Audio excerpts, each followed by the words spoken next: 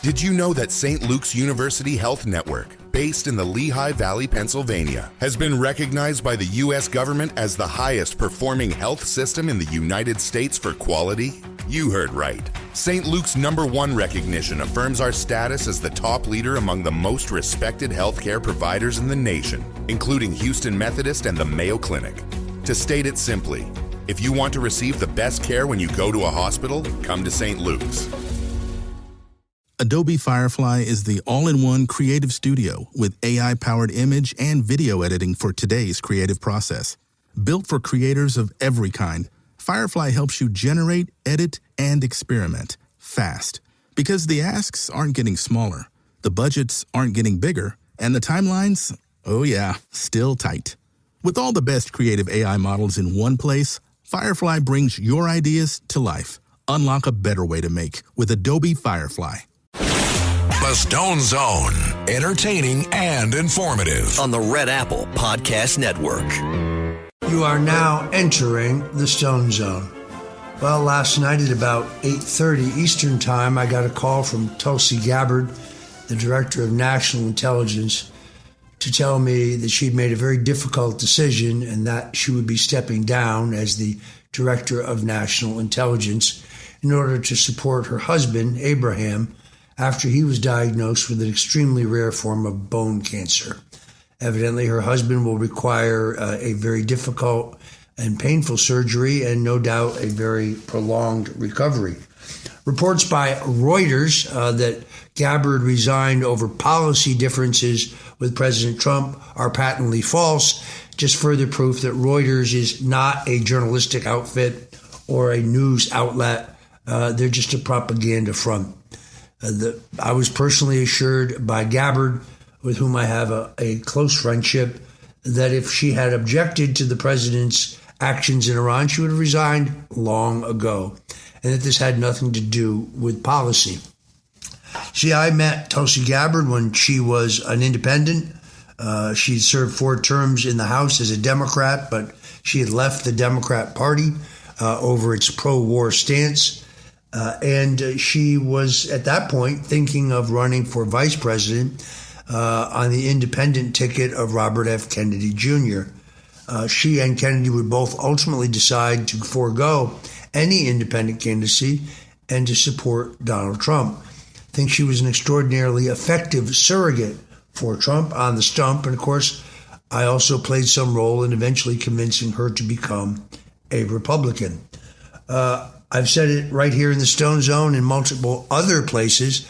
She is one of the most impressive political figures I have ever met in my life. She served 4 terms in the House as a Democrat.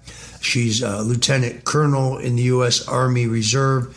She's a decorated combat veteran. But beyond that, she is one of the most sure-footed, articulate, cautious, but I think well-spoken people I've ever met in American politics. And yes, I predicted that she will someday be president of the United States, and I stick to that prediction. She's expected to leave the position completely as of June 30th. In her resignation letter, Gabbard said she was deeply grateful for the trust President Trump placed in her and for the honor of leading the office of the Director of National Intelligence for the past year and a half. Let's go through some of her accomplishments, if we may. First of all, she declassified the Russian collusion hoax documents, something that the current CIA director could have done during President Trump's first term, but didn't. She also declassified all of the phony impeachment documents. This is earth-shattering because it allowed her to refer the Russiagate criminals, such as Barack Obama, Joe Biden, Susan Rice, John Brennan, James Comey, and the rest of their criminal retinue, to the Department of Justice for prosecution. There is not a news outlet in America today who has a leg to stand on when they say that there was Russian interference in the 2016 election. And she exposed the 2 completely phony impeachments. You remember those, the 2 cute little Vindman twins in their little uniforms, and Eric Ciamella, the so-called whistleblower, who was fabricating all of his claims being coached by Congressman, now Senator, Adam Pencilneck Schiff. She declassified those documents as well, and she referred those same criminals to the Department of Justice for prosecution. She also spearheaded the investigation into voter fraud in Georgia. She actually led the raid on the Fulton County Election Board warehouse, where the famous 300,000 paper ballots that popped up from nowhere in the middle of the night at 3 a.m. Were seized. She investigated the dark origins of COVID-19. She, along with Congresswoman Anna Paulina Luna, another real fighter, fought to declassify and find many of the hidden documents pertaining to the assassinations of John F. Kennedy, Senator Robert F. Kennedy, and Dr. Martin Luther King, and more recently has fought with the Central Intelligence Agency over the files pertaining to MK Ultra, the controversial mind control program that was run by the CIA. She also revoked the security clearance from 37 Obama-Biden holdovers who still were within the intelligence apparatus, continuing to leak. Many of them signers of the famous letter by the 51 intelligence officers who claimed that Hunter Biden's laptop was not authentic, that it was Russian disinformation. She also fired officials who contradicted Trump on the Venezuelan gangs. She moved the CIA's In-Q-Tel program under DNI oversight for greater accountability. She uncovered Ukrainian government's plot to illegally reroute hundreds of millions of our U.S. tax dollars to Joe Biden's 2024 campaign. She launched the declassification effort to expose the truth about UFOs. At the same time, she slashed the bloated intel agency bureaucracy by 50% staff cut at ODNI, saving American taxpayers about $700 million. So she fully exposed the intelligence community's political weaponization. And she did all of this, as we now know, with the CIA breathing down her neck and trying to tie her hands at every turn. Shocking story by the respected journalist Catherine Herridge yesterday that indicates that the working group that Tulsi Gabbard headed that was studying the 2020 elections, not only the paper ballots, but also the security and manipulability of electronic voting machines, was being illegally spied on by the CIA the entire time, meaning every computer stroke, every cell call, every text message was being illegally monitored. That's because there are those in the CIA who have been using this same technology for decades in order to rig foreign elections, perhaps even to rig our own 2020 election. So you have to wonder about people like Laura Loomer, who calls herself an investigative journalist, but in fact is just a mouth for hire. Given this record of support for President Trump, particularly the declassification of the Russian collusion hoax documents and the declassification of the impeachment documents, why is Laura Loomer so manic in her efforts to destroy Tulsi Gabbard? Could it be because she's on the payroll of the CIA? Who's paying for every word, every syllable? Donald Trump has no stronger or more effective appointee, so why is crazy Laura Loomer out to destroy her? That's a question, not an assertion. It's a question that I will get to the bottom of. We now know that she's leaving office because her husband faces this major challenge in the weeks and months ahead, and she's decided to be by his side. I understand this entirely. My own wife, of course, was diagnosed with aggressive stage 4 cancer immediately after my pardon, and I know what she went through. Therefore, I know what Tulsi Gabbard and her husband Abraham are about to go through.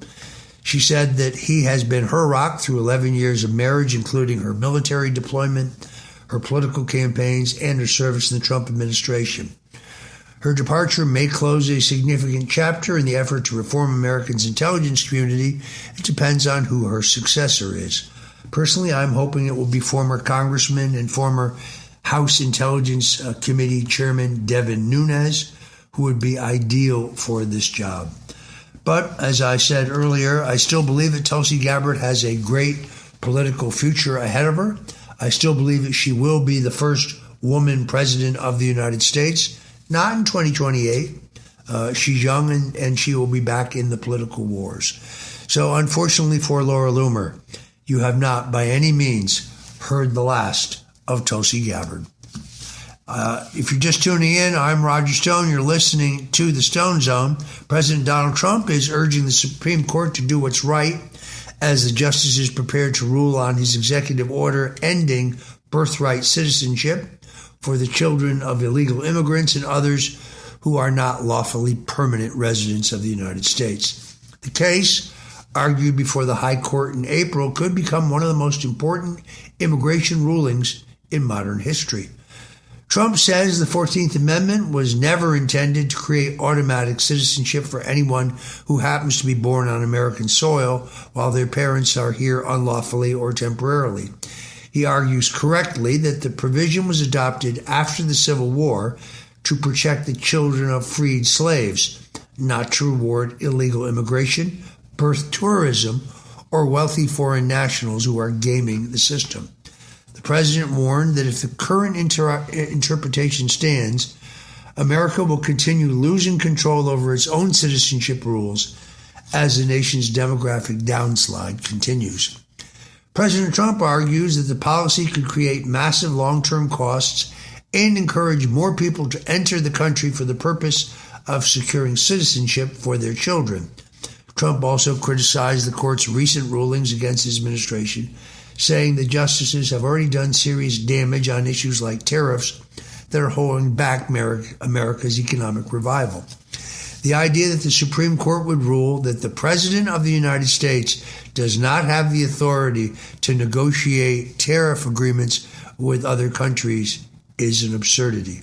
Still, he called on the court to defend the country's sovereignty in this crucial case.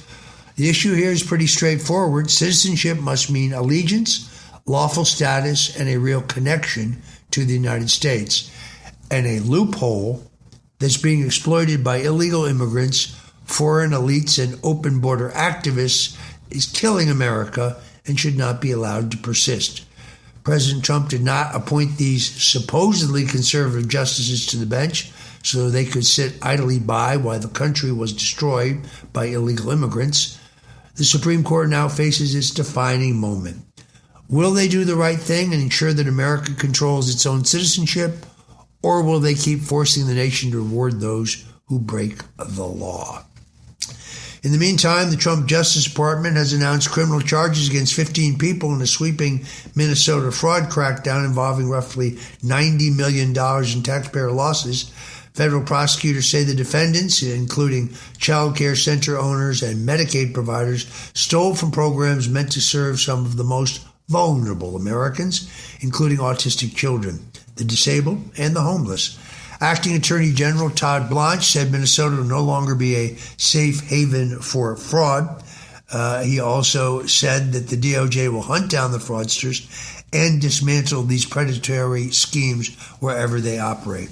These particular charges involve 7 state-managed Medicaid programs. One major target is Minnesota's House Stabilization Services Program, which was created to help the homeless and disabled people find and keep housing.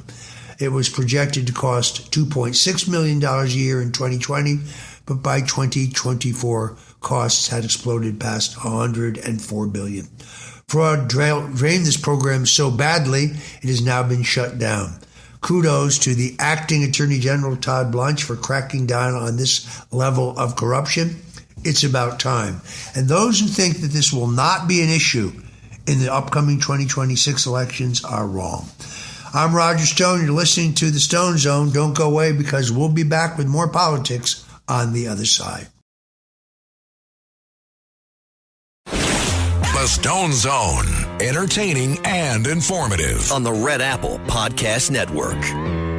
And we're back in the Stone Zone. Well, the U.S. Senate's leaving Washington until June without finishing the reconciliation bill, exposing how the Senate rhinos seem to be learning no lessons whatsoever as President Trump turns up the heat on establishment Republicans. Evidently, they were undaunted by the ignominious defeat of Dr. Bill Cassidy, who ran at less than 25% in his re-election bid in Louisiana last Saturday. That's, by the way, a low watermark. That is the lowest percentage of the vote any incumbent U.S. senator running for re-election has ever gotten in a party primary. Also shows that the endorsement of President Donald Trump packs a real political wallop. Senate Majority Leader John Thune told the senators that the chamber would head home with the bill unfinished. The immediate dispute reportedly centers on a Department of Justice weaponization fund that Democrats in the Senate and a few misguided Republicans object to. But Thune acknowledged that it's impossible to separate Senate business from the political atmosphere surrounding Trump's endorsement of Texas Attorney General Ken Paxton over the incumbent Senator John Cornyn. Trump endorsed Paxton in a surprise announcement in the Texas Republican runoff, which is coming up, calling him an America First patriot and praising his loyalty to Trump and the America First movement. Trump said that Cornyn is a good man, but not supportive of MAGA when times were tough. That, I guess, means the president really hasn't studied John Cornyn's voting record. Vice President J.D. Vance said the endorsement sends a clear message that lawmakers need to serve the voters at home who sent them to Washington rather than the special interests who fill their coffers with cash. Vance noted that Paxton was there for the country and the president when it counted. The move has rattled Senate Republicans, many of whom argue that Cornyn backed Trump's agenda during the first term. But anyone who can actually read knows that that's simply not true. Paxton's race is a direct test of whether the Senate Republicans will actually fight for the America First agenda or keep slowing it down. There's no reason for the Senate to go home with President Trump's priorities unfinished. Voters sent Republicans to Washington to deliver results,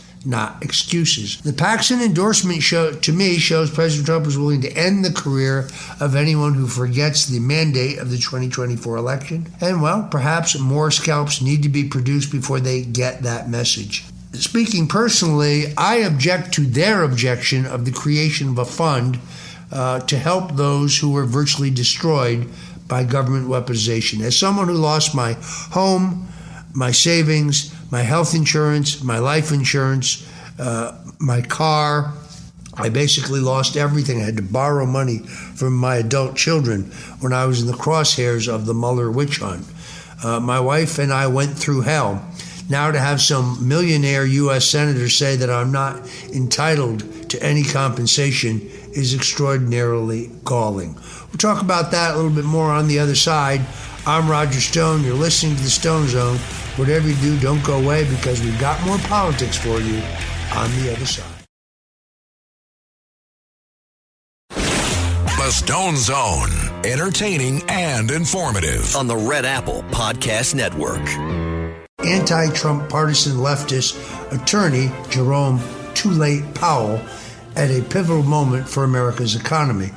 Warsh took the oath Friday at the White House, sworn in by Supreme Court Justice Clarence Thomas, with his wife holding the Bible. President Donald Trump introduced him before an audience that included Supreme Court justices, members of Congress, and cabinet officials.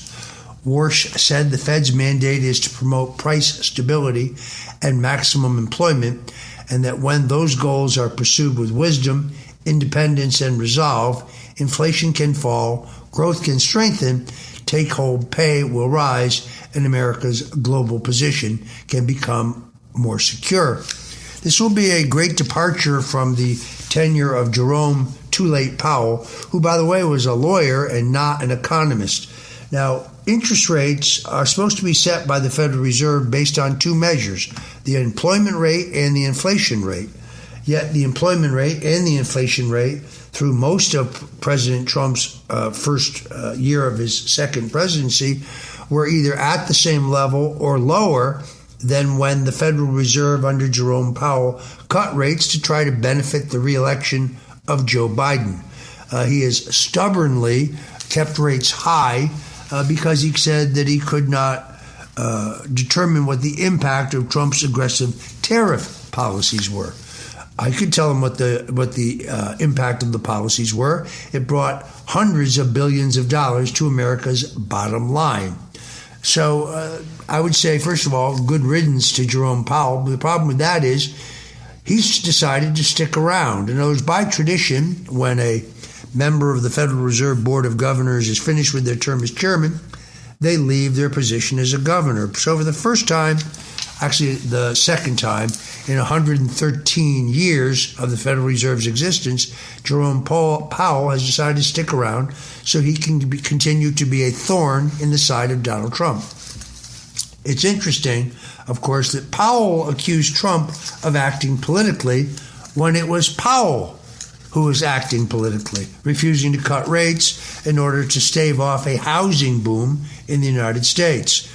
The director of the Federal Housing and Finance Authority, Bill Pulte, has been a particularly effective and articulate critic of the high interest rate policies of Jerome Powell and the way they've hurt the U.S. housing market. The new chairman, Kevin Warsh, has promised to lead a reform-oriented Federal Reserve, one willing to learn from some of these past mistakes, break out of stale economic models, and restore standards of integrity and performance. That's exactly what the country needs after the Powell era, when inflation exploded under Biden, working families were crushed by rising prices, and easy money policies from the profligate Democrats fueled an affordability crisis that President Trump has been working hard to reverse.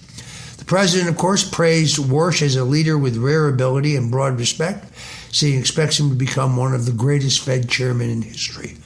Warsh now takes over artificial intelligence, investment, wages, inflation, and job security, and how they will reshape the American economy. His challenge is clear: to restore sound money, to defend workers and families, and to make the Federal Reserve serve Main Street, not just Wall Street. With Warsh and President Trump working together instead of being at odds with the president like Jerome Too Late Powell was, they can achieve these goals and bring a broad prosperity back to the American people. Meanwhile, President Trump bid adieu to Stephen Colbert. The president is celebrating the end of The Late Show with Stephen Colbert after its final episode aired Thursday night, ending an 11-season run at CBS that was plagued by chronically low ratings and lack of interest. It is estimated that CBS lost as much as $30 million a year on this show that no longer was funny. President Trump, who was a constant target of Colbert's political propaganda masquerading as comedy, took to Truth Social, where he said Colbert was finally finished at CBS. I myself have been a target of the formerly funny comedian, and the president said he was glad the show was gone. Colbert's final broadcast from the Ed Sullivan Theater featured Paul McCartney, along with appearances from Bryan Cranston, Tim Meadows, Paul Rudd, and Tig Notaro. But celebrity cameos were not enough to change the larger story that late-night television has been collapsing under the weight of left-wing politics, smug lectures, and declining viewership. CBS canceled Colbert's show last July, shortly after he attacked Paramount, the network's parent company, over its $16 million settlement with Trump while pursuing a merger. Colbert called the settlement a big, fat bribe. CBS insisted that the cancellation was purely financial, which is absolutely true, as the show was losing tens of millions of dollars and was hemorrhaging viewers. Perhaps before President Trump's political comeback, CBS would have felt compelled by the woke mob to keep Colbert on just because they liked him as a talking head for the far-left agenda. But Trump's resurrection allowed CBS the freedom to sack this bum once and for all. Colbert actually openly said he was thinking about running for president. I wish he would. I'd like to embarrass him. Colbert will no longer continue to stick around and spout his partisan venom, but he'll no longer be platformed by CBS to spew his bile. In my opinion, good riddance to bad rubbish. Lawmakers are renewing a push to create a strategic Bitcoin reserve for the United States with a new bipartisan bill aimed at acquiring roughly 1 billion Bitcoin over the next 5 years. The American Reserve Modernization Act of 2026 would place the reserve under the U.S. Treasury Department and also create a digital asset stockpile for other federally held cryptocurrencies. Now, contrast this with the operations of the Biden administration that went out of their way to try to destroy the cryptocurrency industry. The digital asset stockpile is contained in a bill sponsored by Representative Nick Begich of Alaska and backed by 16 members of Congress. It builds on earlier Bitcoin reserve legislation that was introduced in 2024. Supporters say the measure could finally give Americans a clear policy for digital assets already held by the federal government. The United States currently holds more Bitcoin than any other nation state, with more than 328,000 Bitcoin worth over $25 billion today. But without a long-term plan, portions have been sold off through court-ordered actions, which jeopardizes the stability of the entire economy. Under the bill, Bitcoin would generally have to be held for at least 20 years unless sold to reduce the national debt, which is now ballooned to $39 trillion. The plan calls for acquiring up to 1 million Bitcoin through budget-neutral strategies, meaning it would not rely on taxpayer money. The bill also requires quarterly proof of reserve reports and independent audits, adding transparency to federal holdings. The appeal is abundantly clear. We must protect America's financial sovereignty, strengthen the dollar's strategic position, and stop letting Washington squander away valuable assets without a clear plan. Just as importantly, the bill affirms that the federal government cannot impair America's right to own or self-custody digital assets. This is crucial as the future of money switches away from government-controlled paper and transitions into instruments that cannot be counterfeited or corrupted, such as crypto-coined or Bitcoin or cryptocurrency. Meanwhile, of course, NASCAR is mourning the sudden death of Kyle Busch, a two-time Cup Series champion and one of the greatest drivers in motorsports history, who died suddenly at age 41 after being hospitalized with a severe illness. Busch had been scheduled to compete in the Coca-Cola 600 at Charlotte Motor Speedway over the coming weekend before his sudden hospitalization and untimely death. NASCAR and their chairman Richard Childress Racing and the Busch family announced his passing in a joint statement, calling him a rare talent and a future Hall of Famer. Busch's career was extraordinary. He won Cup Series championships in 2015 and 2019, captured 63 Cup victories, and ranked ninth on NASCAR's all-time win list. Across NASCAR's 3 national series, his record was even more remarkable. 102 wins in the second-tier series and 69 wins in the Craftsman Truck Series. Known for his nickname Rowdy, Busch was unapologetically competitive, and he became one of the most polarizing figures in NASCAR for his brash nature. He built one of NASCAR's most loyal fan bases, known as the Rowdy Nation. Busch drove for Hendrick Motorsports, became the face of Toyota's NASCAR rise with Joe Gibbs Racing, and finished his career with Richard Childress Racing. Busch represented the best of American motorsports: family, grit, risk, skill, and a refusal to apologize for wanting to win. He was a great example of why NASCAR has become a cultural staple for conservatives, as you never heard a woke word coming out of the mouth of Kyle Busch or any of the other NASCAR greats. In an era of polished corporate athletes, Kyle Busch remained old school, tough, fiery, and unmistakably American. We at the Stone Zone pray for the Busch family during these trying and difficult times, and we note the passing of a great athlete. President Trump has announced that the Pentagon will release another batch of once classified UFO documents, continuing a transparency push by President Donald Trump. Friday's release includes more than 50 previously classified videos and documents related to unidentified anomalous phenomena, or UAPs, the government official's term for unidentified flying objects. Among the files is an April 2024 infrared video from the U.S. Coast Guard showing an object flying near a plane over the southeastern United States. Another video, labeled Syrian UAP Instant Acceleration, was captured by a U.S. military infrared sensor in 2021 and later uploaded to a classified network. The Pentagon All-Domain Anomaly Resolution Office said it has found no evidence that these incidents were extraterrestrial, but its officials also admit many cases remain unresolved and unexplained. One newly released 2020 video from the U.S. Central Command appears to show a sphere flying over a populated area before rising up into the sky. Another written account from senior intelligence officers described two large glowing orbs near a helicopter during a mission. Fighter jets reportedly scrambled but could not be identified as to what the objects were. So far, more than 200 of these UAP-related files have been released by President Trump's direct orders. The Pentagon says its new public website has already received more than 1 billion views worldwide. This is a crucial measure for achieving government accountability. For decades, Washington hid information, dismissed public concerns, told Americans not to ask questions about UFOs. Trump's approach is a breath of fresh air by comparison.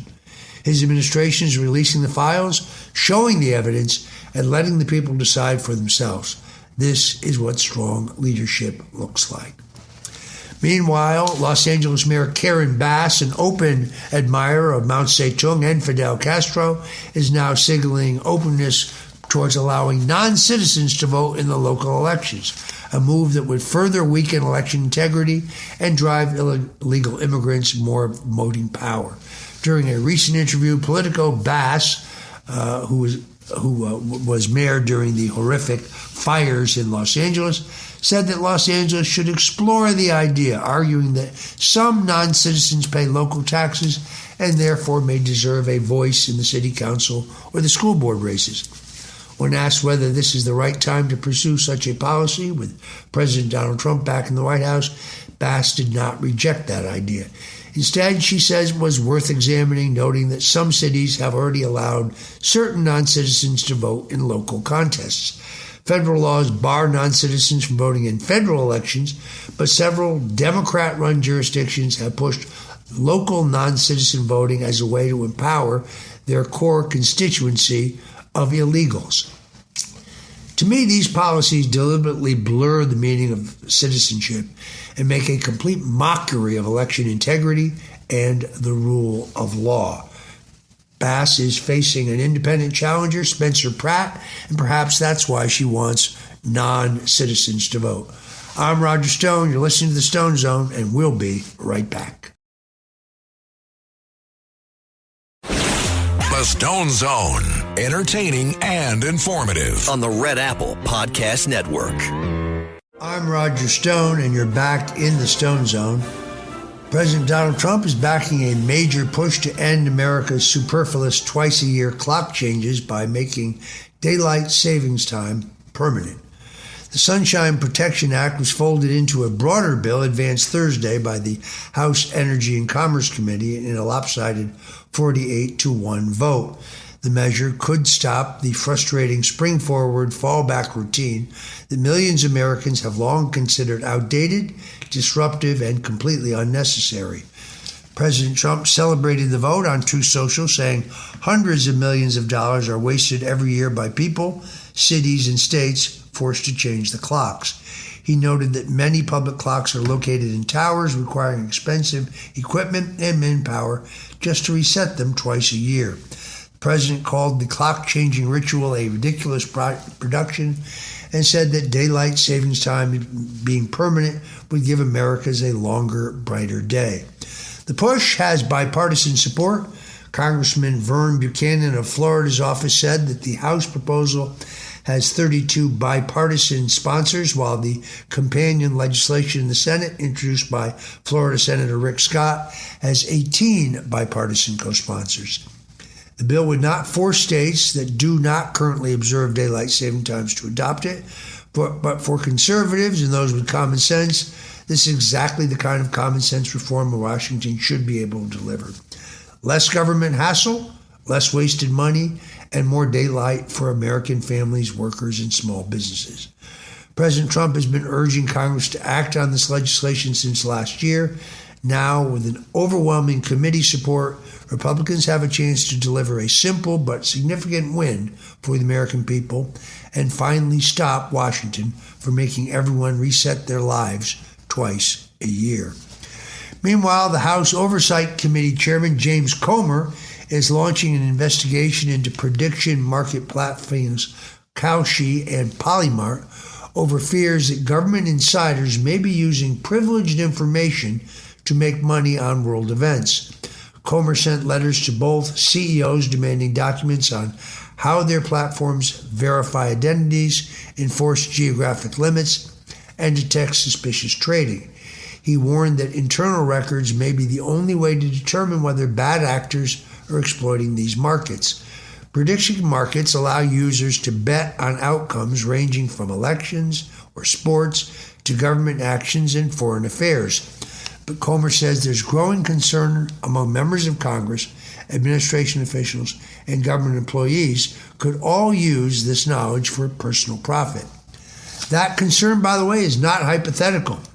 A U.S. soldier was recently arrested for allegedly using insider information to win roughly $400,000 from Polymarket.